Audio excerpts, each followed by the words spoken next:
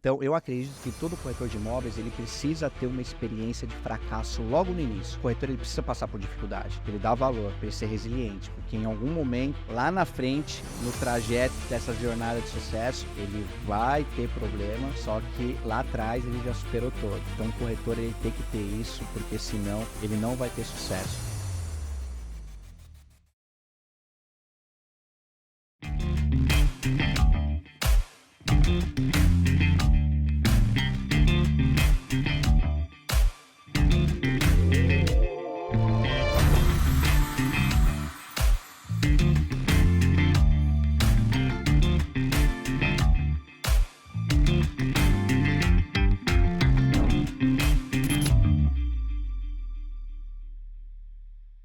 Olá, meus amigos, estamos no ar aqui com mais um Segredos Imobiliários pela DWV. Sejam todos muito bem-vindos. Ao meu lado aqui esquerdo está Dagoberto Fagundes.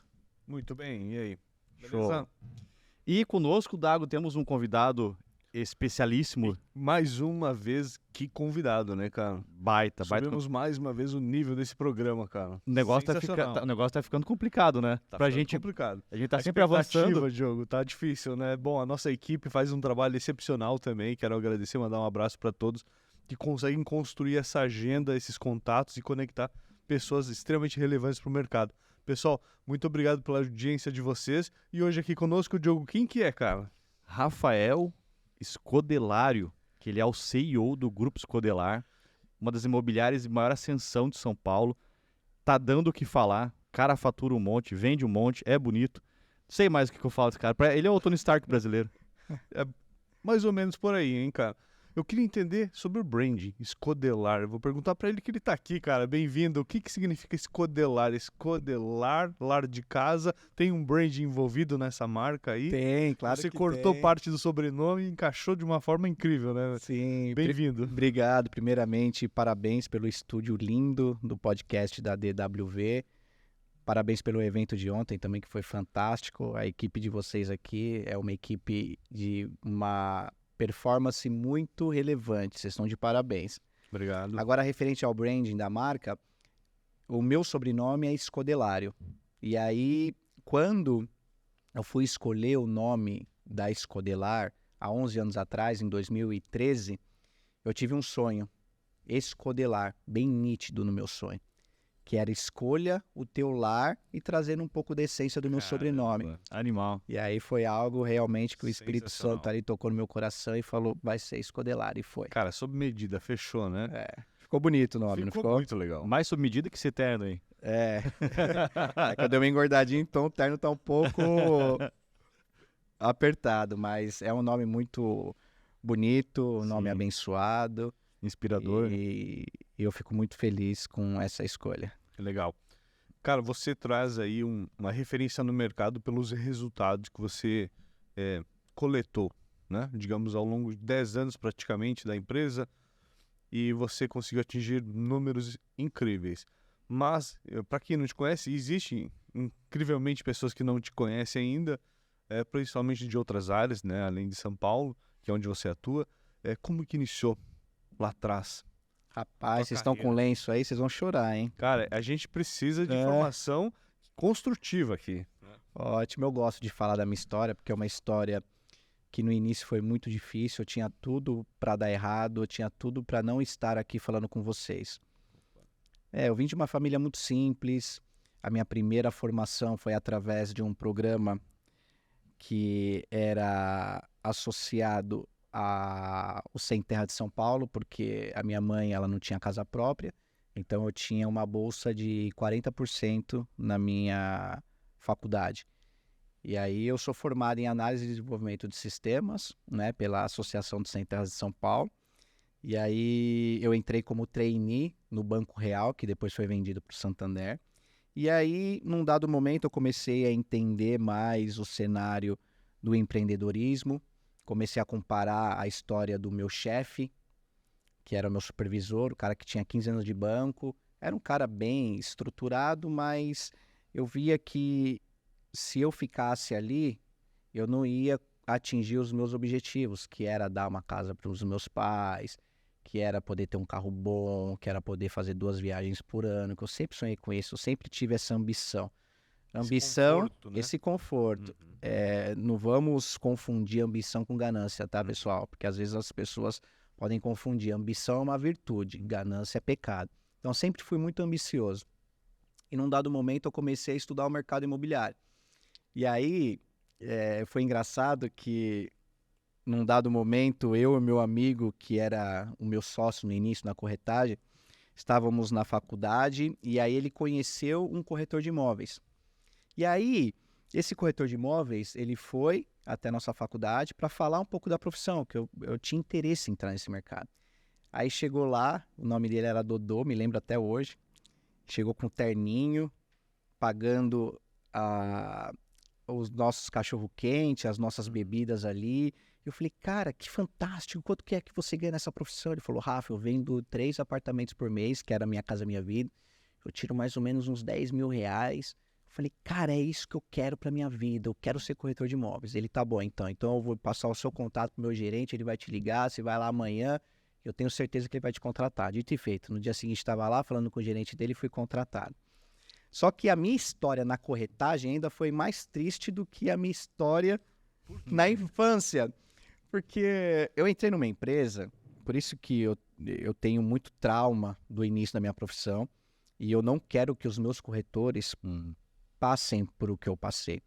Eu fui jogado no plantão de vendas, eu não tive imersão nenhuma, eu não tive adaptação nenhuma da empresa. Totalmente cru. Eu tinha 19 anos, eu não tinha nem roupa. Me colocaram num plantão de alto padrão, que eu tive que pedir um terno emprestado pro meu tio, que tinha 1,85 m. Um terno que cobria praticamente minha mão, um terno ridículo, porque eu não tinha roupa. Então eu fui jogado num produto de alto padrão, sem conhecimento técnico do produto, sem saber como eu ia atender o cliente. Então lá eu fiquei 6 meses sem vender. Na época eu tinha uma motinha, né, que eu ia trabalhar, ia para a faculdade. Entrou em busca e apreensão, meu RA bloqueado na faculdade. Para mim estudar eu tinha que entrar junto com meu amigo na catraca, porque meu RA já estava bloqueado. Então foi muito difícil esse momento, eu quase desisti. Até um momento que a minha mãe passou numa avenida, viu um plantão de vendas, e o Espírito Santo falou com ela para eu ir naquele plantão e falar com alguém para eu trabalhar lá, porque ela me viu tendo sucesso naquele plantão. E ela falou para mim, eu já estava quase desistindo.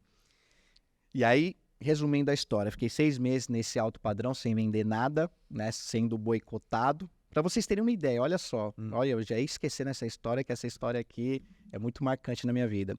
No meu primeiro dia de corretagem, eu não sei se vocês sabem, mas aí tem um sorteio ali entre os corretores para verem quem é o corretor que vai atender primeiro.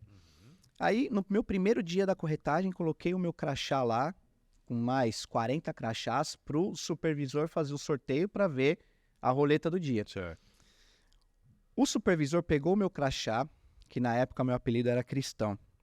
Ele olhou para mim, olhou pro meu crachá e falou, Cristão, isso aqui não vai a lugar algum. E jogou o meu crachá no chão. Primeiro dia de profissão. Imagine como eu não me senti. Altamente motivado. Falei, meu, o que que eu fiz? Eu ganhava pouco, mas eu tinha emprego. Agora eu tô aqui, o cara falou que eu não vou chegar a lugar algum. Primeiro dia de emprego. E depois ele virou um corretor meu. Olha só que engraçado. Caramba, mano. Depois de alguns anos. Sim. Mas vamos lá, vamos voltar pra história. Beleza. E aí, 6 meses nesse alto padrão, não vendi nada. Depois eu fui pro segmento econômico, naquele plantão que a minha mãe me viu tendo sucesso ali. Ela passou, me viu, né? Teve uma visão ali e eu fui lá falar com o gerente do plantão. Aí, na época, era a Bárbara, me contratou, me ajudou, me treinou. Fiquei mais 2 meses, porque o lançamento, né, foi represado. Mas aí, quando foi lançar, aí eu vendi 4 unidades. E aí, de lá pra cá, que eu tive sucesso. Então, o meu início na profissão foi muito difícil, foi muito árduo, quase desisti. Resiliência, onde é que você encontrou, cara? Olha, em vários momentos eu pensei em desistir no início. Conversava muito com a minha mãe, o meu pai falava que era emprego de vagabundo, né? Para com isso, você tem que voltar pro teu trabalho, carteira assinada. Você não vai chegar a lugar algum, com essa profissão. É um peso, né? É um peso. E a minha mãe ficava preocupada, falava, olha, Rafa, você sempre foi uma pessoa que ajudou em casa, a gente conta, né, com a tua ajuda, porque eu vim de família muito simples, né? Eu, calma, mas vai dar certo, eu vou vender, tô com os clientes. E não acontecia. E eu tinha uma responsabilidade com a minha faculdade, né, com a minha motinho, porque eu ia trabalhar, ia para a faculdade de motinho. E eu tinha responsabilidade em casa. Na época eu dava R$ 300 em casa por mês para ajudar na conta de luz, na conta de água, em alguma comprinha esporádica. Que ano que foi isso, Rafael? Isso foi em 2009. 2009. E aí eu tinha uma responsabilidade. E aí eu fiquei 6 meses sem vender no primeiro lançamento. Aí eu fui pro outro, fiquei mais 2 meses, né? Então lá era o all-in de fato. Mas aí deu certo, Deus me prosperou naquele lugar, vendi. E aí, depois desse lançamento, que eu fui o campeão de vendas, eu fui fazer a segunda fase desse alto padrão que eu não vendi nada. Só que aí eu já tinha ganhado um nome muito forte na imobiliária, porque eu fui o cristão que mais vendeu nesse produto econômico, e aí eu fui para essa segunda fase daquele lançamento de alto padrão que eu não tinha vendido nada. Olha só. Só que aí eu fui com musculatura, eu fui com nome, e aí eu já fui um corretor muito mais preparado, não é? E um corretor famoso na imobiliária. Aí nessa segunda fase desse alto padrão eu também fui o campeão de vendas. E Olha. aí nesse local eu fui promovido a coordenador, depois fui promovido a gerente, fui promovido a superintendente, depois eu virei o diretor mais jovem dessa imobiliária que atualmente é a maior da América Latina. Então é uma trajetória do início da corretagem, obviamente que eu dei uma resumida aqui muito grande, mas Deus sabe de todas as coisas, porque se eu não tivesse passado pelo deserto lá atrás, com certeza eu tinha desistido em algum momento nessa fase de empreendedor da Escodelar, porque não é fácil você empreender no Brasil. Vocês sabem como que é.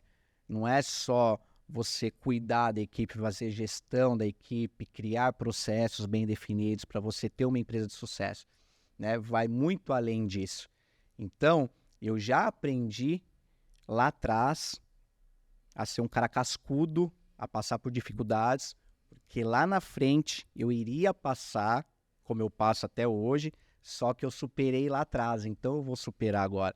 Então, eu acredito que todo corretor de imóveis ele precisa ter uma experiência de fracasso logo no início, para ele ter esse entendimento que a profissão é difícil, porque não é fácil, porque se fosse fácil não teria médico no mundo, não é verdade? Porque tem corretoras minhas que fazem 800, 1 milhão por ano livre de comissão. Uau. Né? 4, 5 viagens por ano internacional, é carro importado, apartamento de investimento, corretoras de imóveis. Então, é uma profissão que ela, ao mesmo tempo que ela não é fácil, mas se o corretor fazer o que precisa ser feito, ele tem muito sucesso, né? Então, o corretor ele precisa passar por dificuldade, para ele dar valor e para ele ser resiliente, porque em algum momento, lá na frente, no trajeto dessa jornada de sucesso, ele vai ter problema, só que lá atrás ele já superou todos. É igual a história de Jesus, né? Jesus, ele passou por tudo isso e mais um pouco lá atrás. Então, nós já temos a vitória mais de 2000 anos atrás. Então, o corretor que passar por dificuldades no início, lá na frente, isso vai ser uma ótima lição para ele, porque dias difíceis virão, né? A Bíblia diz isso, Você e a gente sempre sabe. será testado pela vida. Sempre. Então, esse início da corretagem, para mim, foi fantástico, porque me moldou, fez eu ser o cara cascudo que eu sou, profissionalmente falando.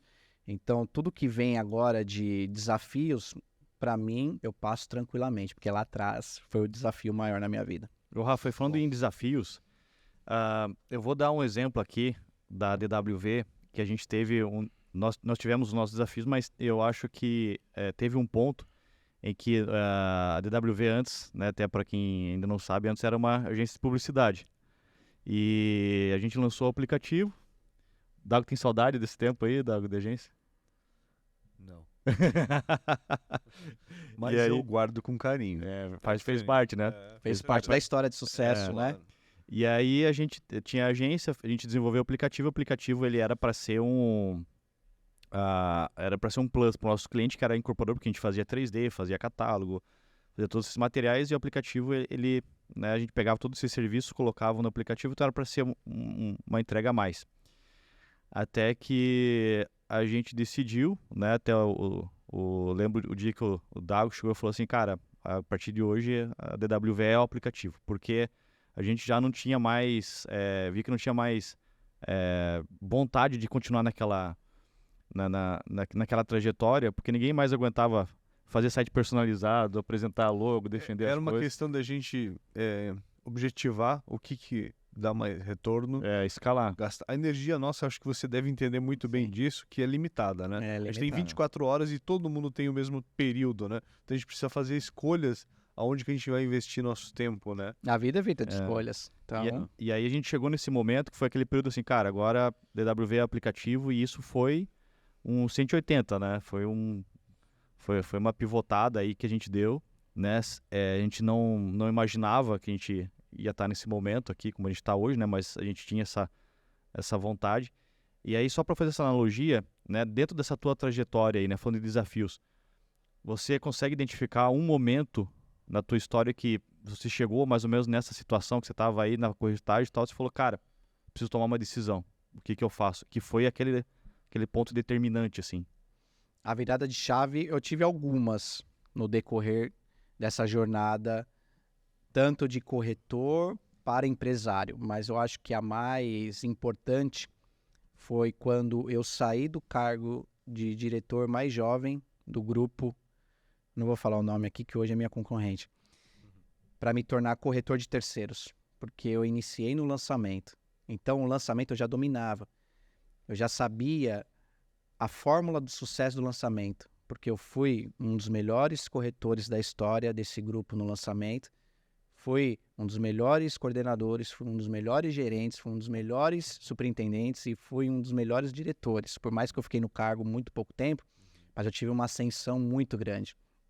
Então, eu tinha desenhado o processo de lançamento muito bem. Eu sabia como que a minha equipe iria vender o lançamento. Então, antes de lançar, eu pagava pontos de apoio para os meus corretores. Eu montava estandes, mini estandes, em shoppings, em mercados, em vias coletoras de movimentação com meu recurso próprio. Não era recurso da imobiliária, muito menos do incorporador. Era para minha equipe.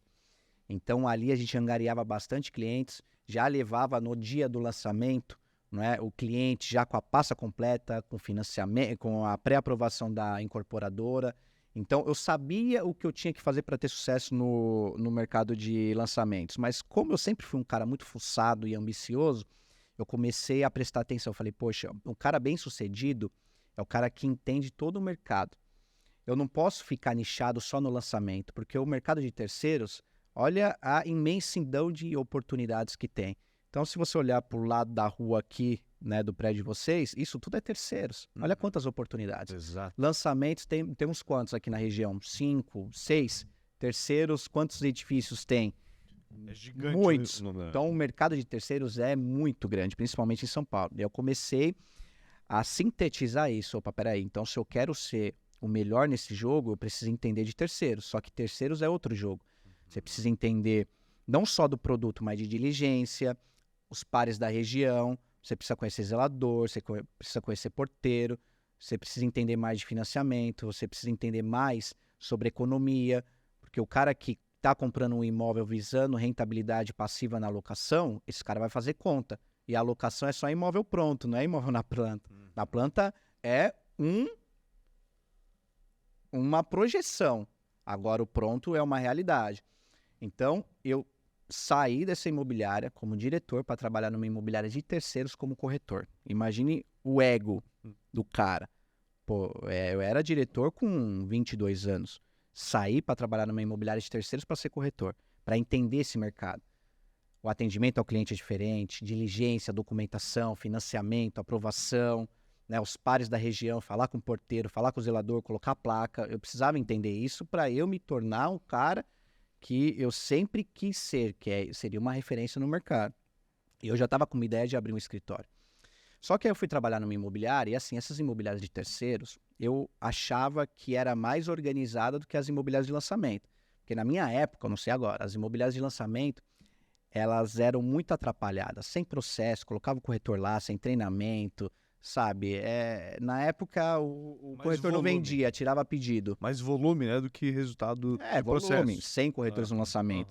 Aham. O incorporador precisa de 20 vendas no lançamento, não é? 80 vendem, 20 vendem, 80 não. Então, era um jogo ruim, mas a gente tinha que jogar, não tinha jeito. E aí eu fui para essa imobiliária, uma imobiliária totalmente sem processo, sem cultura, sem um organograma bem definido. O dono vendia, o dono fazia contrato, não tinha marketing. Eu sempre fui um cara que sempre estudei, sempre tive boas ideias. Porque tudo que eu me disponho a fazer, eu quero ter resultado, eu quero ser uma referência.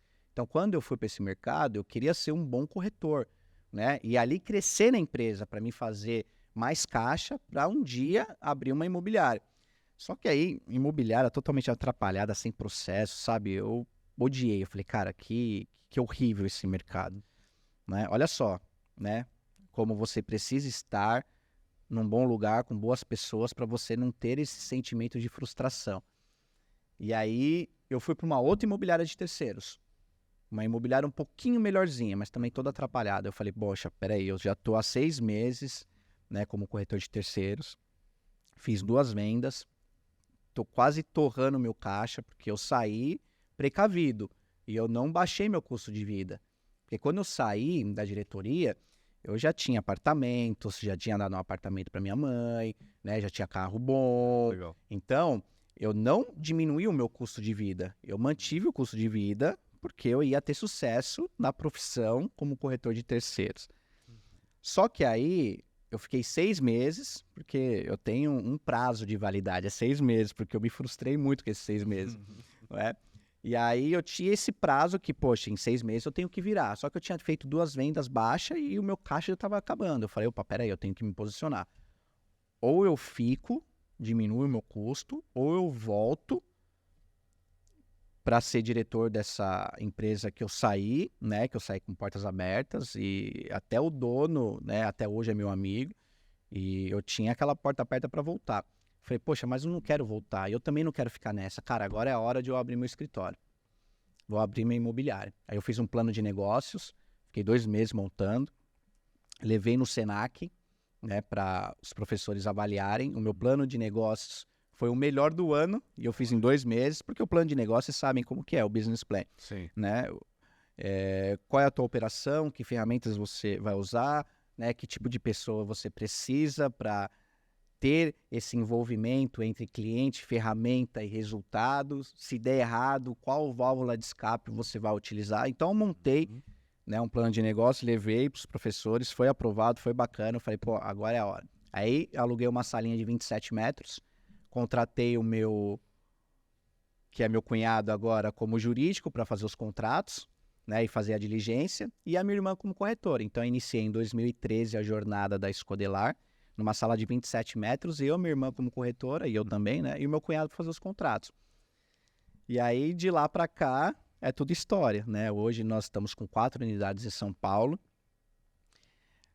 A Matriz, que é a maior, prédio enorme, que fica no Alto de Santana, lá nós temos 80 corretores.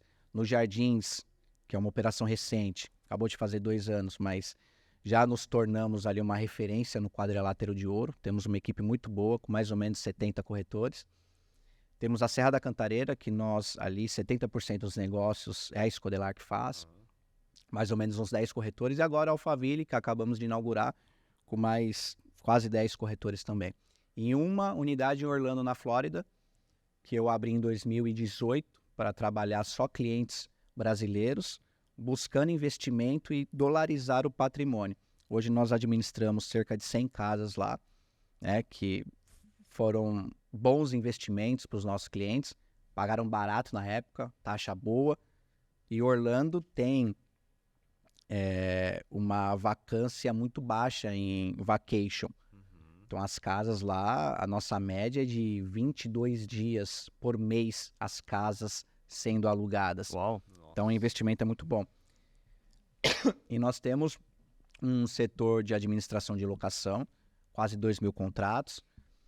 Temos um setor de gestão de patrimônio, com quase 1 bilhão em gestão, que é a exclusividade, né? Hoje a empresa ela é totalmente setorizada, né? E é tudo internamente, Só então... vou te pedir só um instante. Eu quero entrar num ponto muito importante que é entender essa estrutura da tua Uhum. empresa. Eu sei que você está arranhando já esses detalhes. Antes disso, eu vou pedir pro pessoal, a Luísa quer passar um recado aqui rapidamente pra gente.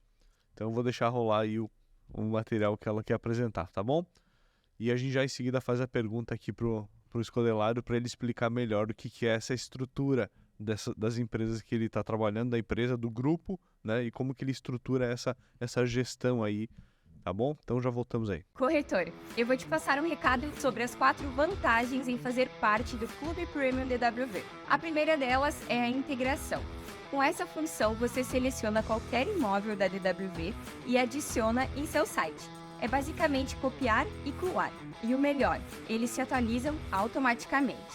A segunda é a nossa área de divulgação de exclusivos. Nela você pode divulgar os imóveis que você tem exclusividade de venda para vender em parceria com outro corretor. Ou seja, você tem um imóvel e outros corretores parceiros têm os clientes. É negócio na certa. A terceira é a inteligência de mercado DWV, uma área onde você tem acesso a dados em tempo real de todo o mercado imobiliário. Valor do metro quadrado, melhores áreas de investimento, valores disponíveis para venda e muito mais. E a quarta, mas não menos importante, é a DWV News, um boletim exclusivo com notícias relevantes da sua região e as principais pautas da DWV. Quer ter acesso a essas vantagens? Faça parte do Clube Premium DWV e leia o QR Code que está na tela. Vamos lá, Dago, o que você quer saber da estrutura? Assim, ó, Organograma, processos... cara, eu quero saber de tudo, tá? Bora lá, vamos Tudo lá. que eu puder saber, é óbvio, né? Mas organograma, vamos começar por aí. Eu acho que é um bom ponto de partida. Vamos lá, eu vejo uma imobiliária como uma empresa, diferentemente de outros donos de imobiliária, que é a esmagadora maioria, que é o dono de imobiliária que vende e tem 50% do faturamento do negócio das vendas dele. Eu não vendo mais, já começa por aí. Os meus clientes eu passo para os corretores. A partir do momento que eu me tornei dono de imobiliária, e se eu quisesse ter resultado, eu tinha que ter uma equipe produtiva. E para ela produzir, ela tinha que ter cliente. Sim. E uma empresa, né, eu sempre tive essa filosofia. O dono, se ele vende, ele vira concorrente dos seus corretores. Você não consegue contratar bons corretores. Aí você fica naquele círculo vicioso. Então, logo no início, eu já tive essa visão de, opa, peraí, eu tenho muitos clientes, mas eu vou passar para os meus corretores, para eles venderem, para eu poder ficar focado no negócio e não ser mais corretor. Então, foi também uma virada de chave muito importante na minha vida, porque eu sempre vendi, né? Por mais que eu passei por outras imobiliárias, né, principalmente na primeira, então eu tive todo aquele rito de sucesso em todos os departamentos de vendas, eu sempre vendia, porque eu tinha muitos clientes, eu me conectava muito bem com as Como é que pessoas. funciona isso? Porque você tem a expertise do trabalho e você precisa passar o bastão pro o integrante do teu time. Como você faz isso? Você É se difícil, é segura... disruptivo, é muito difícil. É assim, é o grande desafio hoje do empresário que tem uma imobiliária, não é? Mas vamos lá, do início. Então, o nosso organograma, eu como CEO hoje, tá? Eu tenho um diretor comercial, que é o Felipe Freire. Eu tenho um diretor jurídico e administrativo, que é meu cunhado, que está comigo desde o início, advogado. Eu tenho um diretor de marketing, que é o Cleiton.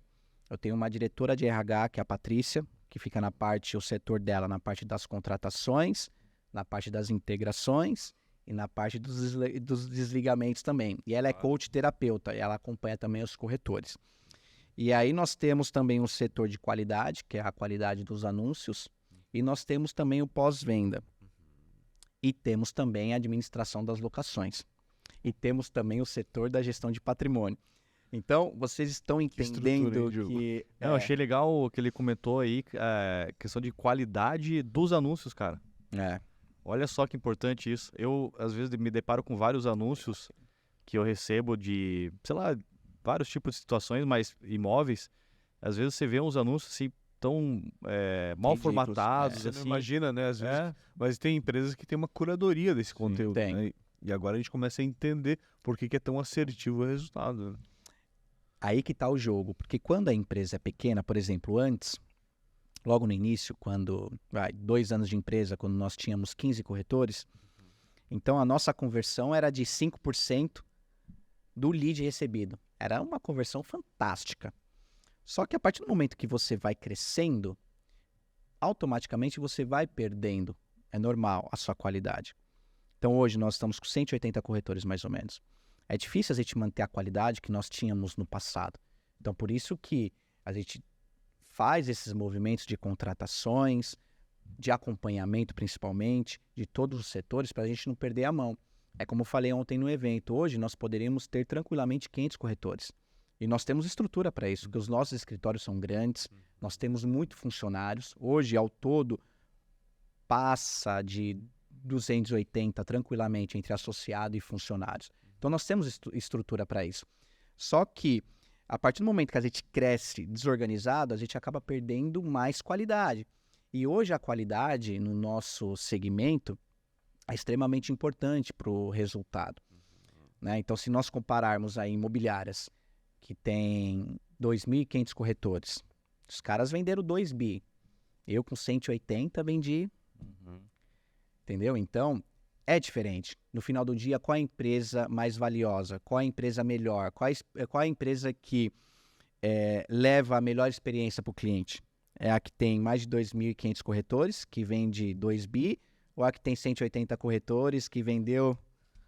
Eu penso que é uma engrenagem, né? O processo, né? Ele é uma engrenagem muito bem azeitada, né? Bem lubrificada e que gira muito rápido com perfeição, né? Sim. Então você com poucas peças, poucas engrenagens, você acaba tendo um resultado produtivo Muito. excepcional. Hoje, se a gente comparar operação imobiliária, eu não conheço nenhuma outra imobiliária, vamos falar da Escodelar, tá? Sem falar das outras empresas. Da Escodelar, que tenha essa conversão que nós temos com um time desse. Mas por quê? Porque nós temos um organograma bem definido, com bons heads, que cada um sabe o que precisa fazer, não é? Eu acompanho todos, eu delego, mas eu não delargo, eu acompanho, eu vejo que realmente o negócio acontece, né?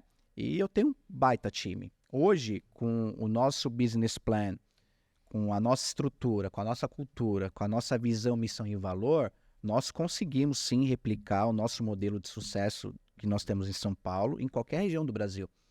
Porque a gente já sabe o caminho. Ah, Rafa, mas você precisa da equipe local, porque a equipe local que vende. Ótimo, óbvio que a gente precisa da equipe local. Mas em termos de empresa, de estrutura, de processo, para conseguir a audiência certa do cliente, para treinar bem o corretor, para a diligência sair rápida, para o marketing ser mais assertivo com todo mundo, não só com o cliente, mas também com o mercado, hoje a nossa empresa é uma empresa de sucesso, que a gente entendeu isso. Mas foi uma jornada de 11 anos. Não é? É uma jornada curta, se nós pararmos para analisarmos. O mercado imobiliário ela é curta, curta. Mas ela é um tempo de aprendizado. Tem uma história. A empresa passou de 10 anos, é uma empresa madura. Então, a Escodelar hoje é uma empresa matura. E como você estava falando a respeito da parte de gestão, né? E fica subentendido que um dos diferenciais que tira você desse oceano vermelho, que é hoje a corretagem no Brasil, está muito ligado à tua estrutura e também à forma como você gere os teus recursos humanos dentro da empresa. Você acabou de dizer também que você poderia criar operações em qualquer parte do Brasil, já porque você tem esse modelo. Como é que você faz essa gestão das pessoas que você vai encaixar nesse teu processo que você já tem estabelecido? Cara, assim, a gente poderia ficar falando aqui durante 6 horas, porque é complexo, mas funciona. Então, vamos falar de pessoas. Então, é o setor de RH, tá? Então, olha só, a gente passou por mim, obviamente que a gente vai falar um pouquinho sobre o que eu faço na companhia, porque às vezes as pessoas falam, né? Pô, o que você faz? Não é? Poxa, o que você faz hoje? Você tá igual o Príncipe Charles, só então só tirar foto? Não, eu tenho funções importantes, não é? Então, por exemplo, além de eu acompanhar toda a estrutura organizacional do negócio, não é? Eu faço a parte institucional do negócio, onde eu trago fundo de investimento, para os nossos incorporadores, para poderem aportar recurso e eles lançarem, a gente pegar o lançamento e vender, né? Eu fico nessa gestão de emissão de CRI, que é crédito para os nossos clientes, para eles fazerem essas construções. Eu faço institucional na questão de parcerias com grandes investidores, com gestores, com incorporadores. E tem um detalhe importante.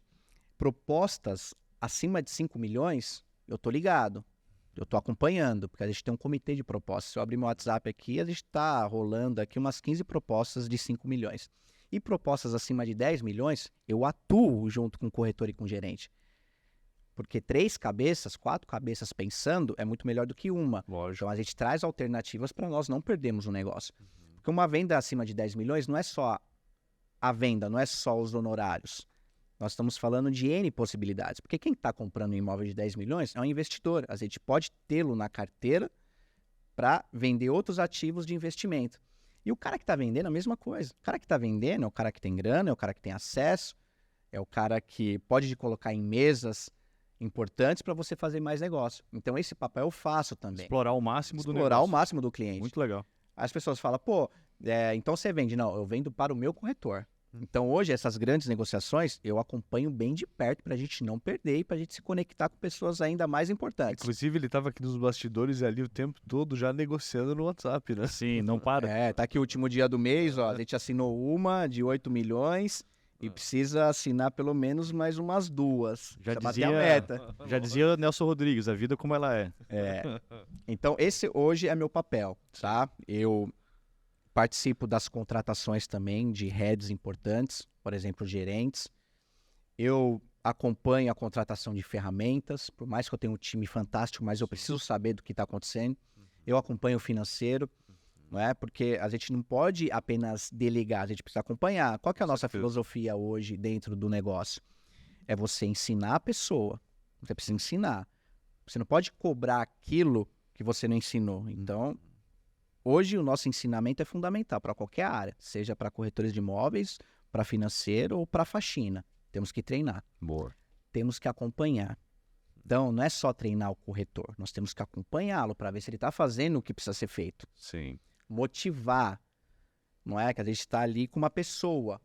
Eu sou meio cascudo, então nós contratamos essa terapeuta, que é a nossa coach, que foi a melhor contratação dos últimos anos, Que para bacana. cuidar desse lado humano do corretor e de todos os Lógico. funcionários, porque funcionário também é uma peça importantíssima para o negócio. Tem dias, né, que oscilam, né? Claro, você, eu, Emocional, né? Diogão, às vezes a gente acorda, né, de mau humor, às vezes, pô, acordei com a pá virada, corretor também é a mesma coisa, só que a gente não pode demonstrar isso para a equipe, né? Do mesmo jeito que eu tô aqui hoje com vocês, é o meu dia a dia. Sim. Por mais que a gente tenha 1 milhão de coisas, pô, um monte de boleto para pagar, um monte de problema para resolver, a gente precisa estar resilientes e mostrar que, opa, peraí, tá tudo sob controle. Porque imagine o chefe chegar, né, cabisbaixo, com medo do futuro. Não, peraí, aí já desmotiva toda uma cadeia que Não pode. de 280 pessoas, isso vira 1.200 pessoas. É. Então a gente sempre tem que estar ali, né, firmes e fortes, mostrando que tudo vai ficar bem. Legal. E essa pessoa cuida, né, desses corretores e dos funcionários. Então, poxa, o gerente está ali para fazer negócio, está ali para negociar, né, está ali para trazer faturamento. Então, a Patrícia, ela faz esse papel de gestão junto com o gerente. O gerente ensina e acompanha. E ela motiva. E aí vem o resultado. Então, vocês estão vendo que tudo tem uma liga para você conseguir ter um funcionário ou um associado com alta performance, porque não é só você dar as melhores ferramentas, investimento, tá num ambiente de competição sadio, não. Você precisa cuidar do emocional dessa pessoa. E você precisa automaticamente estar mais próximo dessa pessoa o maior tempo possível. Porque hoje, no nosso jogo, qualquer vírgula fora da frase, você perde um negócio importante. Então, a gente precisa estar muito atento aos detalhes. Então, essa contratação do RH foi fundamental para nós conseguirmos tirar o máximo possível de eficiência, não só do time comercial, mas de todos os funcionários. Ficou um equilíbrio entre a cobrança e amortecer um pouco Claro. Não se tornar Não algo só cobrança. só números, cobrança, mas Sim. ter uma válvula de escape para... Claro, porque, por exemplo, eu tô, né, no topo da cadeia. Eu vejo números, eu vejo faturamento, não é? Você Porque não vê se o cara tá mal, né? a gente não consegue ver, porque são muitas pessoas e eu não tô ali para isso. Óbvio que, pô, o corretor, né, quer conversar comigo. Eu vou dar ali alguns minutos para ele bater um papo comigo, para eu ensinar. Isso acontece muito, tá? Imagine, eu venho Normal, aqui né? para ensinar os caras, não vou ensinar minha equipe, então Lógico. eu paro, eu ensino, né? Eu mostro os caminhos, como eu faço com gerentes também na questão de gestão, porque eu sou um bom gestor. Meu diretor, a gente fala todos os dias, todas as horas. Então eu tô ali para ensinar, mas eu preciso criar mecanismos para a gente poder, né, escalar esse ensinamento dentro da companhia. Então essa pessoa ela é fundamental nessa questão pessoal do corretor, porque a partir do momento que você tem um ambiente de competição e um ambiente de pressão, é porque vocês não tiveram a oportunidade, né, de conhecer os nossos salões de vendas. Mas assim, é um salão de vendas. Mas Os eu- corretores estão eu lá. vou lá, O hein? Renan comentou isso, não comentou? Sim. Mas eu vou lá, ó, dia 17, 18 eu tô lá, lá. quero conhecer. Vai lá, é uma loucura. É gostoso. Registra e conta tudo. Sim. Você entra lá, é corretor falando no telefone, é gerente negociando, é parceria. Parece pregão da bolsa Parece antiga. o pregão da bolsa, né? Então, é um ambiente de competição e de pressão. Eu adoro isso, mas eu não posso cobrar o meu corretor a resiliência e a força que eu tenho. Eu também não posso Sim. cobrar o meu gerente a resiliência e a força que eu tenho. Então, essa pessoa ajuda nesse sentido. Então, por exemplo, nós tivemos vários casos de corretores que tinham muito sucesso e passou um período de dificuldade. E a gente não entendia do porquê. Só que depois, com essa contratação, com esse acompanhamento da nossa coach, nós entendemos que era problema familiar, problema na família, problema onde o corretor investiu errado, o recurso dele perdeu. Sim. Então, essa pessoa, ela tá ali para auxiliar nessa questão pessoal. E o gerente está ali para auxiliar na negociação. E todos os outros setores estão ali para ajudar o corretor a ter mais performance, com treinamento, com ferramentas, com tecnologia, com investimento. Então, tudo está ligado. Então, por isso que eu falo, né? Porque as pessoas falam, pô, Rafa, um monte de gente querendo trabalhar com você e você não contrata. Não é que eu não contrato, eu queria contratar. Só que Não dá eu conta? terceirizei essa parte de contratação para o meu setor de RH e ela é responsável. E ela é bem criteriosa nessa questão de contratação. Vamos falar especificamente de corretor. Ela não contrata qualquer um. Se eu abrir meu Instagram aqui, né, de ontem para hoje, vai ter uns 5 corretores. Tem vaga, quero trabalhar na Escodelar. Só que ela tem o crivo dela para entender se o corretor tem perfil para trabalhar com a gente. Perfil, né, cara? Perfil. E é difícil para o empresário, porque eu, imagine, eu tenho uma estrutura muito grande para comportar 500 corretores e eu tenho 180. Né? Então, é uma outra virada de chave. Porque será que com 500 corretores eu iria vender o que eu estou vendendo com 180? O que eu estou alugando com 180? Então, fica essa dúvida. Legal. Mas assim, é modelos. Então, se a gente quer dar uma melhor experiência para o cliente, quer ter mais nomes, a gente precisa ter uma equipe mais capacitada. Certo. E esse, né, movimento que nós fizemos, com esse número de corretores, a gente consegue ter a mão de tudo. Legal. Mas a gente precisa escalar, óbvio. Lógico. Rafa, eu até estava ouvindo uma entrevista sua e você comenta uma história que você captou, né? Você atraiu um profissional através do Uber. Você foi... Pegou um Uber, você acabou... Luan. É o Luan, né? Da história. É muito bom. Então essa não é a estratégia para atrair profissionais de alta performance para a tua imobiliária. Você não anda de Uber captando, né? Cara, é assim, ó, onde eu tenho oportunidade de falar de Deus e falar do mercado e conseguir identificar um bom talento para trazer para o meu time, eu faço. Não, lógico que isso é uma brincadeira que eu comentei, mas assim, eu gostaria se pudesse entrar um pouco mais, que você falou da profissional, da coach, que treina o pessoal, que identifica problemas emocionais, ela dá todo esse acompanhamento e também faz parte da contratação. E a gente arranha o perfil. Existe um perfil mais claro que você opta por que faça parte do seu time? Cara, eu adoro pessoas que gostam de trabalhar. O Luan, por exemplo, Uber. Meu carro estava na oficina, minha esposa tinha saído com o dela e o meu outro estava com a minha sogra. Sim. Eu falei, preciso ir pra academia, chamei o Uber. Eu entrei no carro do Luan, que era motorista de Uber, um cara extremamente gentil, sorriso largo, simpático, falando muito bem, me ofereceu água, me ofereceu bala. O cara se vendeu como o melhor Uber que eu poderia ter naquele momento. Ele se importou contigo. Se importou. Eu falei, cara, qual que é a sua história? Me conta aí. Por que você tá no Uber? Ele, não, porque eu era corretor, trabalhei num plantão, só que eu tenho um filho, fiquei 3 meses sem vender e saí. Eu falei, mas como que foi essa experiência? Ele falou, cara, eu trabalhei de domingo a domingo. Eu falei, opa, peraí, esse cara é bom, trabalhou de domingo a domingo, é do meu perfil. Só que eu não entendia, meu gerente me colocou lá no plantão e eu não vendi. Aí eu entrei pro aplicativo. Falei, cara, faz assim, ó, eu sou dono de imobiliária, você conhece a Escodelar? Ele, claro! Eu falei, eu sou o Rafael Escodelar, toma meu cartão, amanhã você vai tomar um café comigo. Ele, que horas? Eu falei, 8 da manhã. 8 da manhã ele tava lá, e eu não tava, tinha esquecido, eu não coloquei na agenda. Sim. Aí a Patrícia atendeu, conversou, não é? Aí ela me ligou, falou, você mandou um Uber aqui falar comigo? Eu falei, mas ele é corretor, você ouviu ele falando? Ela, não, ele falou, mas ele falou que não teve sucesso, não vendeu.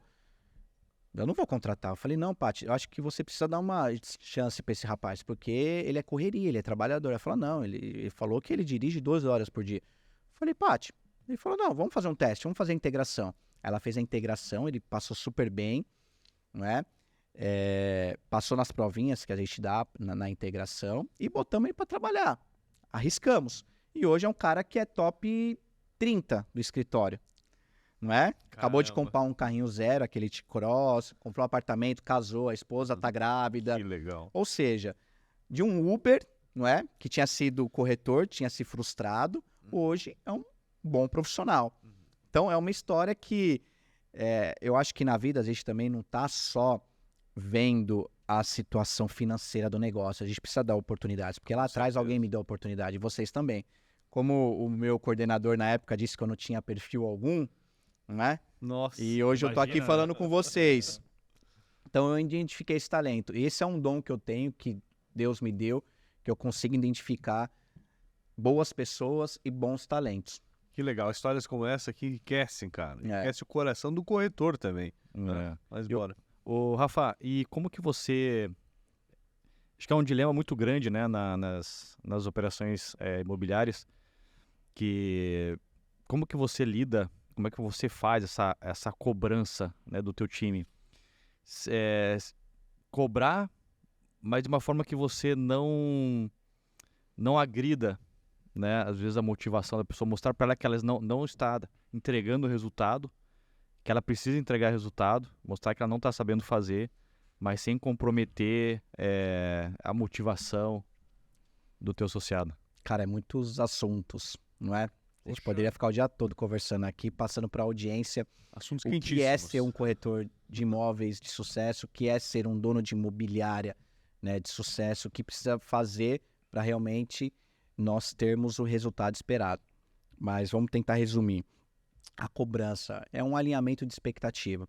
Nós temos uma expectativa por corretor, seja em venda, locação, fomentação de negócio, porque como eu falei ontem no evento, nós temos os goleadores do time, que sempre estão marcando gol, vendas importantes, mas também nós temos ali os zagueiros que fazem boas captações, conseguem bons plantões, conseguem angariar outras situações para os nossos negócios. Então, uma imobiliária não vive só daquelas pessoas que vendem, que tragam o faturamento de fato, mas também de outras pessoas que fomentam todo esse ecossistema. Lógico. Então, nós temos corretores que estão há 3 meses sem vender, só que fizeram 5, 6 vendas de indicação, ou seja, corretores que venderam imóveis desses captadores, desses corretores que ainda não venderam, só que o corretor está lá ganhando dinheiro, faturando pelos produtos que eles trouxeram para o sistema.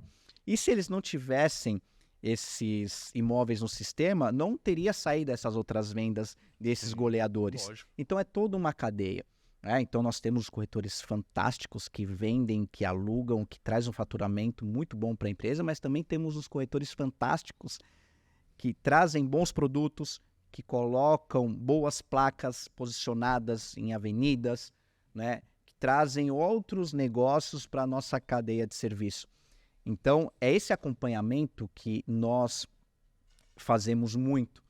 não é? Então, a gente identifica, a gente tem um avatar de cada corretor do que ele faz e do que ele é bom para fazer. Porque a gente vai trabalhar em cima do que ele é bom. Eu não posso colocar um corretor que vende o nosso segmento econômico lá, que é de 350 mil a $500 mil, para atender um cliente de alto luxo. Não vai dar match. Esse cara não pode captar um imóvel acima de 2 milhões, acima de 1 milhão para trabalhar. Não tem bagagem ainda. Não tem bagagem. Então, a gente cria o avatar de cada corretor e explica para ele. Você quer ter sucesso? Então, você vai fazer dessa forma aqui. E acabou. É aqui que tu navega. É aqui que tu navega. É aqui que você precisa estar para você, no final do dia, fazer boas vendas, ganhar comissão e dar a melhor experiência para o nosso cliente. Acabou. Então, É tu ensinar diz- os caras. Não é deixar largado. Porque se fosse assim, todo corretor queria vender alto padrão. Imagina, é muito sexy você Lógico. vender as casas do Jardim Europa. Casa de 80 milhões, 100 milhões. Tirar foto, fazer aqueles vídeos que nós fazemos. É lindo. Só que não é todo corretor que está preparado para fazer esse tipo de captação, para precificar esse imóvel, para falar com esse proprietário, muito menos para atender esse cliente.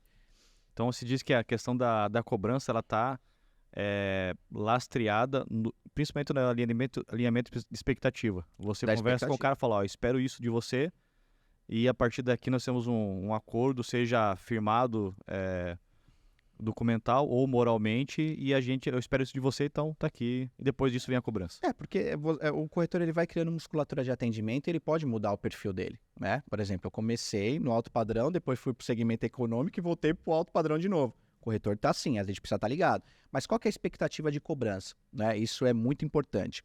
É mostrar para o corretor que ele vai ter tudo conosco. Ele vai ter investimento, ele vai ter as melhores ferramentas, ele vai ter os melhores profissionais para ajudá-lo a fazer aquilo que ele precisa fazer para ter resultado.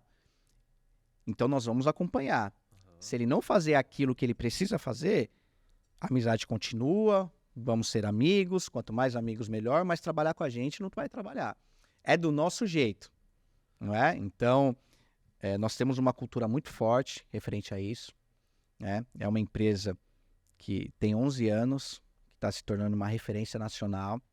Né? É uma empresa que vende imóveis para banqueiro, é uma empresa que emite crédito para incorporador, é uma empresa que vende terrenos, né? Viabiliza projetos, protocola para vendermos a estrutura completa para o incorporador, é uma empresa de crédito, que nós somos correspondente de todos os bancos, é uma empresa de marketing, é uma empresa jurídica. Então, se nós chegamos até aqui, é porque nós temos uma linha de trabalho. E o corretor ele precisa estar debaixo dessa cultura, desse formato. Por isso que o RH trava tanta gente na contratação. Porque não é todo mundo que a gente precisa associar para o nosso negócio. É igual uma sociedade. Porque o corretor é o nosso sócio. Ele fala da Escodelar para os clientes. Eu sou fulano de tal da Escodelar. Eu sou o Luan da Escodelar. Eu sou a Priscila da Escodelar. Qual que é o sobrenome do corretor? É Escodelar. Sobrenome, exato. Então, ele precisa ter esse sentimento e ele precisa fazer aquilo que dá sucesso e que é o nosso jeito. A gente não vai mudar por um corretor, nem por um gerente, nem por um diretor. Aconteceu recentemente do meu diretor mandar embora um gerente que produzia muito no escritório. Por quê? Porque o gerente foi se perdendo, né? Foi saindo um pouco da cultura. Era um gerente que produzia muito. Era meu amigo pessoal. Ainda é. Só que é aquilo, negócios à parte. Sim. Ele estava nos atrapalhando. E em algum momento nós iríamos atrapalhá-lo também. Então a gente falou, opa, peraí, vamos encerrar, não é? Porque você está indo numa outra frente que vai de desencontro à nossa cultura, né? Vai procurar a tua melhora na tua operação. Se a sua equipe quiser ir, que vá, não é? Mas se nós ficarmos nesse contrato frouxo, aonde você acha que você precisa fazer e a gente acha que não, é melhor a gente encerrar por aqui. É assim, imagine, para mim, perder um gerente que ele levou 30% da equipe Difícil. por conta de cultura, Sim. por conta de Não necessariamente resultado, processo, né? Mas é um cara que produzia. Então aí a gente vai aprendendo, né? Às vezes é muito melhor você perder um faturamento e não ter um problema cultural lá na frente. Por exemplo, um corretor que vende, mas é um corretor que é duvidoso. Né? A gente nunca teve isso, mas em outras imobiliárias tem. não é? Sim. Pô, eu não confio nesse corretor. Cara, eu confio plenamente nos meus 180 corretores. Legal. Corretor, falando nisso, corretor, gestor, incorporador, você pode comentar nesse vídeo, porque o seu comentário é um termômetro para a gente saber se tá legal, se as perguntas estão bacanas. A gente quer entender a sua necessidade também. Então, por gentileza, faça perguntas, questione, comente. Tá? A gente ouve e absorve todos. Beleza? E não somente isso, né, Dago? Também pedir pro pessoal, né, curtir o vídeo, Boa, Diogo. compartilhar, encaminhar para a equipe, porque isso nos motiva, né, a estar produzindo cada vez mais material para vocês, e também, quanto mais visualizações, mais curtidas, mais pessoas interessantes como o Rafael a gente consegue trazer, porque ele só está aqui hoje porque ele viu o time que a gente já trouxe aqui nessa mesa, né, já viu a quantidade de engajamento que tem esse A gente podcast. conseguiu atrair ele e com ele a gente pode atrair outras pessoas. Meu Deus, cara, interessantíssimas imagina, também. ele começa a bater aí 10, 20 mil inscritos, aí É. sim, cara. Exatamente, mas a gente depende da sua ajuda. É isso aí, contamos com vocês aí, galera. Legal, legal. Falando um pouco sobre processo, Rafael, a gente, na verdade, gostaria de entender um pouco. Você falou de cultura, né? Falou bastante de cultura, de processo. Mas como que é a tua cultura e o processo lá no início, quando o lead, o atendimento, a pessoa que procura vocês, né? Procura o atendimento da Escodelar, como é que ela é tratada? Você poderia contar? Porque assim, ó, para nós aqui do Sul e para o resto do Brasil que não seja São Paulo, obviamente vocês têm um profissionalismo muito invejável, qual nós admiramos muito, e por isso que a gente pergunta, né? Esse processo, se puder arranhar um pouco dessa cultura para a gente iniciar, seria muito legal. Cara, é mais um assunto que a gente poderia ficar aqui pelo menos 1 hora falando, mas vamos lá, vou tentar resumir, tá?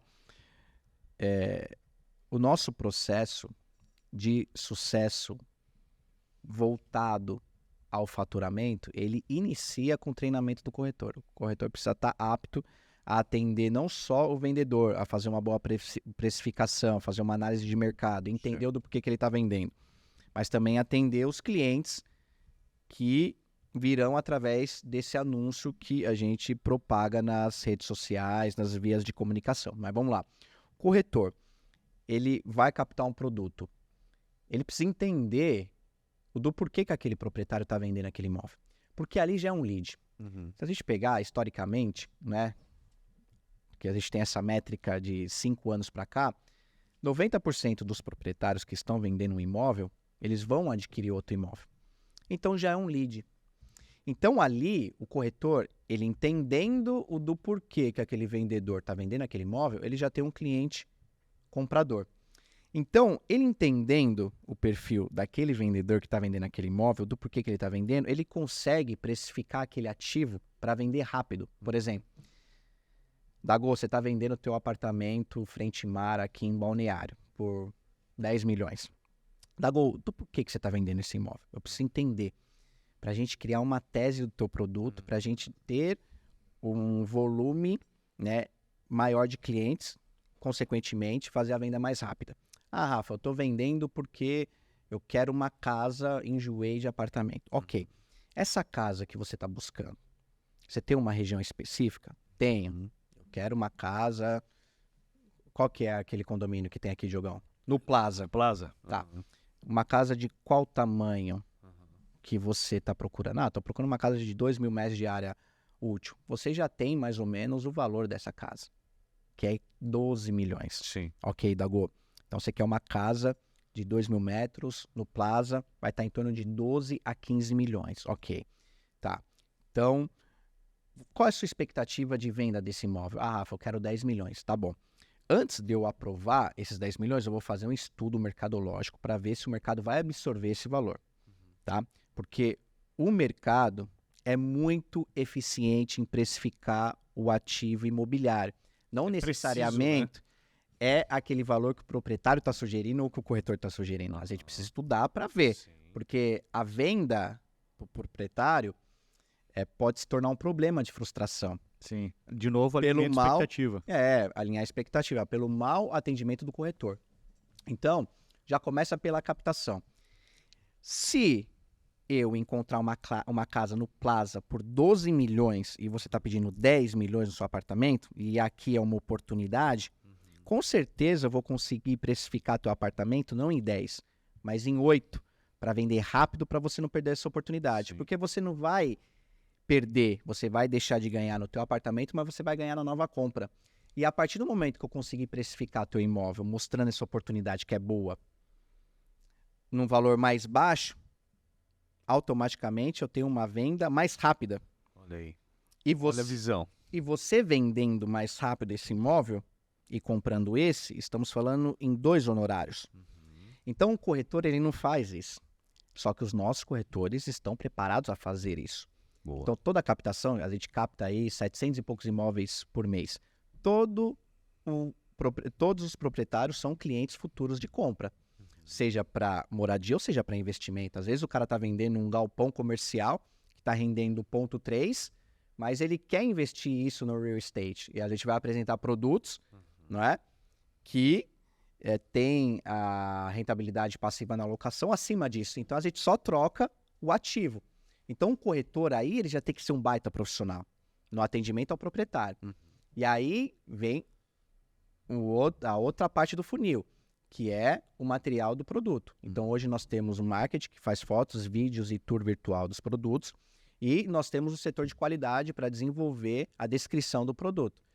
Né? Se o corretor não tem o entendimento certo para fazer uma boa descrição. Aí o setor de qualidade já tem um padrão top, faz pela inteligência artificial e a gente sobe um bom anúncio no sistema. Veio esse lead passa por um SDR, que é um pré-atendimento, para qualificar esse cliente e para mandar para o corretor já destrinchado.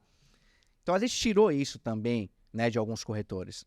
Porque tem corretor que tem uma conversão muito boa na ligação, ele consegue conversar com o cliente, ele consegue interagir pelo WhatsApp, o cliente responde. Mas tem corretor que não tem ainda essa intimidade, né, com o mercado e com o cliente, principalmente dependendo do perfil do cliente. Sim. Então, esse SDR, ele qualifica esse cliente e já manda para o corretor já destrinchado, para alguns corretores, né? Tem corretor que não precisa isso. Aí o corretor só entra em contato, a visitinha já está marcada, vai para a visita. Só que antes de ir para a visita, né, ele já tem um feedback de qual é o perfil do cliente e ele já separou 4 pares da região, que é o nosso padrão. Porque se o cliente não gostar daquele imóvel, ele tem mais 4 opções que ele pode mostrar da varanda dele ali. Ó, estamos aqui no Brasilian Luna, você não gostou dessa varanda, você quer uma varanda maior, mas temos ali o Elegance, que ele tem uma varanda mais robusta e ele tem uma planta um pouco melhor do que essa. Ele está um pouco mais caro, mas é uma opção. Olha, tem um Majestic aqui, na mesma rua, que é um apartamento um pouco menor, mas a planta, né, ela é melhor naquilo que você está procurando, que é a área social. É uma opção também. Eu sou o especialista da região, conheço tudo. Então, eu vou te mostrar a melhor oportunidade para aquilo que você está procurando. Acabou. Não é? Rafa, eu quero Aí, depois disso, proposta. Aí entra o gerente. Sim.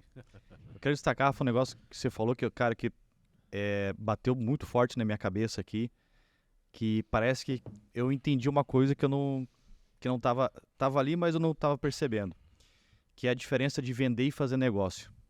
Para mim, o que você falou agora foi um divisor nesse sentido, porque quando você começou a falar que você tem um cliente que está vendendo um imóvel e você procura entender o objetivo dele, qual que é o objetivo dele dessa venda, para que você possa atender ao objetivo, eu entendi que aí você está fazendo um negócio, porque você está... o objetivo da pessoa não necessariamente é vender o imóvel. Porque se você se concentrar, o cara, eu quero vender o imóvel, beleza, eu sou corretor, então eu vou vender o teu imóvel. Mas você não está entendendo qual que é o negócio. O negócio, na verdade, não é vender o imóvel. O negócio, na verdade, é que o cara quer trocar o imóvel dele, ele quer para um outro lugar. Então, como você disse, eu quero comprar um imóvel no Plaza, que normalmente é 15 milhões, mas tem um cara vendendo a 12. E aí você deu o exemplo ali que a casa especificada em 8, mas se vender em 10, mas se vender a 8, é um bom negócio. Então, isso às vezes tem tanto dinheiro deixado na mesa. Muito. Porque o pessoal não entende o negócio. Eles estão preocupados com a venda e não o negócio. Cara, pra mim foi assim... E não em resolver, de fato, o problema que cara, o cliente, pra mim foi, sabe aquele meme assim... Pô, sabe? Explodiu a cabeça. Cara, isso aí pra mim foi uma bomba atômica na cabeça. Sentido. Toda negociação que eu entro, essas acima de 10 milhões, eu vejo o cliente com outros olhos. Não é só aquele negócio. Porque um cara com esse perfil... ele tem acessos, ele tem amigos, ele pode indicar o meu escritório. Então, quando eu entro, Óbvio que é para fechar o negócio, mas eu procuro entender outras alternativas. Por isso que a gente tem muita indicação de clientes. Porque a indicação é o melhor cliente, porque valida. É igual o exemplo que eu dei lá ontem do mecânico. Eu tenho um mecânico fantástico, eu indico ele para todo mundo. Por quê? Porque ele é meu amigo e o cara é profissional. E quando eu indico, os meus amigos que vão na oficina dele ficam felizes. Nem perguntam nada. Vão lá direto, falam, tô com um problema assim no carro, ele vai, arruma e acabou. Por quê? A indicação é o melhor cliente. Então, a partir do momento que você cria esse rapport com o cliente primeiramente gosta de você pelo que você é, pela pessoa que você é, e depois você mostra um profissionalismo que até então ele não viu, você zerou o game. Você se torna o corretor da família, que antes tínhamos isso, né? Como tem um médico da família, como tem um advogado. Hoje em dia, ninguém fideliza o corretor. Por quê? Porque o corretor não está preparado para ser o integrante da família. Para ser integrante da família. Entendeu? Então, é esse jogo que eu preciso e procuro jogar com o meu time. Essa fidelização com os nossos clientes. Muito bom, muito bom. Mas aí tem toda uma cadeia que antecede isso. Aí é treinamento, aí é investimento, é manutenção, acompanhamento. E com todo esse treinamento, investimento e atenção, obviamente eles te levaram para fora do Brasil, né? Cara, qual que é a importância, e aproveitando também, contando das tuas iniciativas fora do país, e qual que é a importância nesse ecossistema de ser o corretor da família, de ter esses clientes lá fora? Eles influenciam aqui dentro? A indicação é a continuidade do negócio aqui no Brasil? Sim, com certeza. Hoje, a moda do investimento está a diversificação. Né? Antigamente, todo mundo tinha dinheiro na poupança. Aí, de uns anos para cá, todo mundo começou a alocar o teu recurso em aplicações financeiras, com essas plataformas que surgiram, né? XP, BTG, né? Outros produtos bancários que até há 20 anos atrás não tinha isso. Era ou poupança ou imóvel. Aí essa galera começou a entender esse novo formato de investimento e começou a alocar esses recursos nesses papéis. Só que o mercado imobiliário, ele é extremamente promissor. Se nós pegarmos qualquer imóvel, ele valoriza no mínimo 7% acima da inflação, historicamente em São Paulo, que é o meu modelo, tá? Se nós pegarmos 7% acima da inflação, vai dar mais ou menos 12% ao ano. É 1% ao mês que o investidor procura. Só que esse imóvel, se ele tiver alugado, mal alugado, ele vai render 0,5%. Ou seja, no ano é 18% ao ano, entendeu? É 1,5% ao mês. Ou seja, o melhor investimento que existe é o imobiliário e ponto.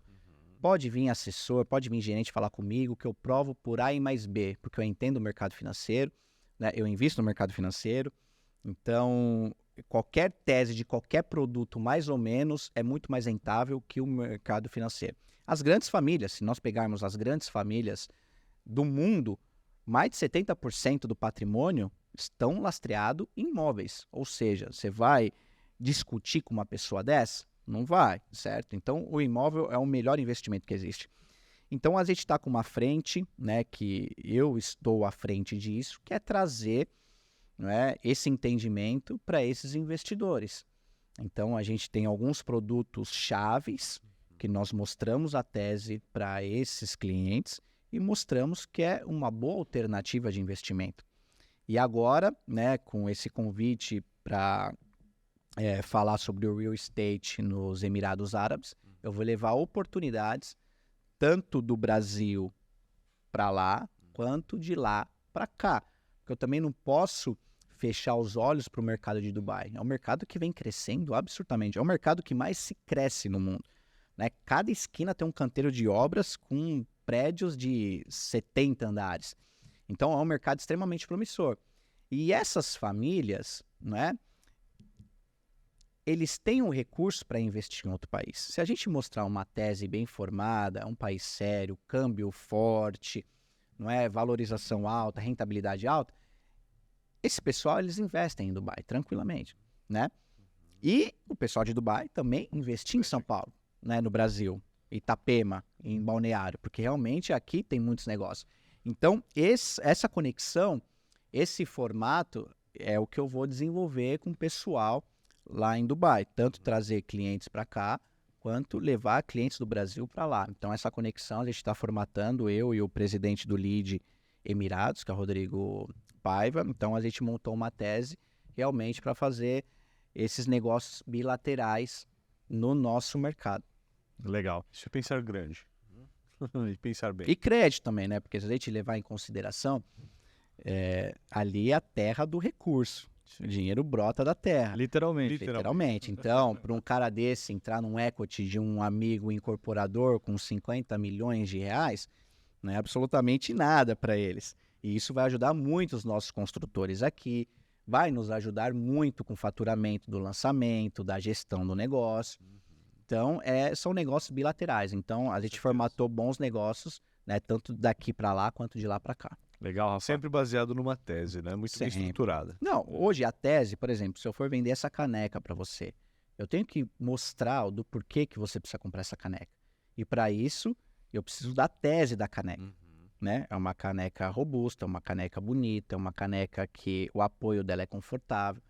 Então, um imóvel, qualquer tipo de imóvel, você tem que mostrar, né, o lado bom daquele imóvel com um estudo, que é a tese. Seja num empreendimento, né, num lançamento, que é fundamental ter isso, ou seja num imóvel de terceiros. Você vai vender um apartamento antigo à beira-mar aqui em Itapema. Então, por que o cliente tem que comprar aquele apartamento? Tem que comprar porque, por mais que é um apartamento antigo, mas é um apartamento barato, é uma oportunidade. Então, se você comprar esse apartamento, por mais que você não vai estar morando no Espigão, 0 quilômetro, em frente mar, só que você vai estar morando frente mar com 1/3 do valor que você iria comprar um novo, né? Faz sentido para você? Ah, faz, óbvio. Então, Legal. Boa. é venda, né? Corretor tem que ser vendedor. Aquele papo de, o corretor ele não é vendedor, gente, eu não acredito nisso, tá? Eu não sei se eu tô certo ou tô errado, mas como eu tenho resultado, então Então tá certo. provavelmente eu esteja certo. Tem um ponto, né? O corretor tem que ser vendedor, É. né? Porque muito da decisão do cliente está na mão do corretor, porque o corretor é especialista. Né? Então, eu tenho vários corretores no escritório que eles têm autoridade para falar, olha, esse negócio é o melhor negócio para você atualmente. Se você não perder, você vai se arrepender, né? Mas por isso que o corretor ele precisa estar muito bem informado para ele poder passar essa informação. Mas o corretor tem o poder de decisão, sim. Se ele achar que é um bom negócio sem visar a comissão, né? Mas o entendimento, o querer do cliente, o bem-estar daquela família, ele tem um poder de decisão, sim. Que visão. Maravilha. Rafa, a gente está indo aqui pro final do programa e, como de costume, a gente tem na nossa pergunta aqui do final, como o próprio nome do programa diz, segredos imobiliários, então a gente gostaria de saber um segredo imobiliário na tua visão. Você guardou um segredo pra gente? Solta agora. Cara, eu tenho 2. Mas Oh. vou falar do primeiro. Beleza. Um pra cada um de jogo. Para o corretor especificamente, né? O corretor ele tem que ter paixão pela profissão e ele tem que dar significado e importância para a carreira dele. A partir do momento que ele dá significado e importância para a carreira dele, ele se torna um apaixonado pela profissão. E a paixão muda o jogo, porque você é apaixonado, você vai atrás para saber mais, para se qualificar mais, para entender mais, para ter mais informações. E a partir do momento que você consegue colocar tudo isso, né, em uma embalagem, você se torna um corretor de sucesso. Porque você gosta de fazer aquilo, você se sente alguém importante, um corretor que realmente faz o melhor para o cliente e automaticamente você tem as informações para fazer o melhor negócio possível. Então, o corretor ele tem que ter isso, porque senão ele não vai ter sucesso. O corretor, hoje em dia, ele tem vergonha de falar que é corretor de imóveis. Eu me apresento como corretor. Eu já me apresentei diversas vezes para diversos clientes importantes como corretor de imóveis. Inclusive, eu até falei ontem no evento, né, que um cara importante falou, corretor, mas corretor é tudo enrolado. Né? Olha só a visão que o nosso mercado tem do corretor. Né? Então, o corretor ele tem que ter esse entendimento que ele é importantíssimo para a sociedade, é um realizador de sonhos, é um provocador do crescimento societário e ele tem que ser apaixonado por aquilo que ele faz. Eu sou apaixonado por o que eu faço, eu não sei fazer qualquer outra coisa, Eu não sei, porque eu nunca fiz, né? Direito, qualquer outra coisa. Eu sei fazer isso. Então, eu sou eterno apaixonado. E se o corretor tiver essa paixão, ele vai ter sucesso. E agora, o outro segredo, né? Que para mim é fundamental. Eu sou um cristão apaixonado por Jesus. Se não fosse pela misericórdia dele, eu não estaria aqui falando com vocês, né? Eu sou um cara totalmente improvável de estar aqui. Então, se você está ouvindo esse programa, na minha opinião, é muito melhor você estar debaixo de uma palavra do que ter um bom plano. Não é óbvio que você tem que se capacitar, você tem que procurar, você tem que, de fato, tentar ser aquele profissional que o cliente espera. Mas se você não estiver debaixo da palavra de Deus, você não tem um propósito. E a partir do momento que você tem um propósito bem definido, debaixo de uma palavra, aí sim você vai ter prosperidade. Não só financeira, mas a prosperidade espiritual, a alegria diária, né? O combustível diário, que aí você transmite só coisa boa para o teu cliente, independente de negócio ou não. Né? Esse é um outro segredo que eu tenho, que não é tão segredo assim, porque todo mundo sabe disso. E que você pare de buscar aquilo que por herança você já tem, né? Nós somos filhos do dono do ouro e da prata, o alfa, o ômega, o início e o fim. Então, se você está pautado na palavra dele, ele vai te abençoar em todos os sentidos.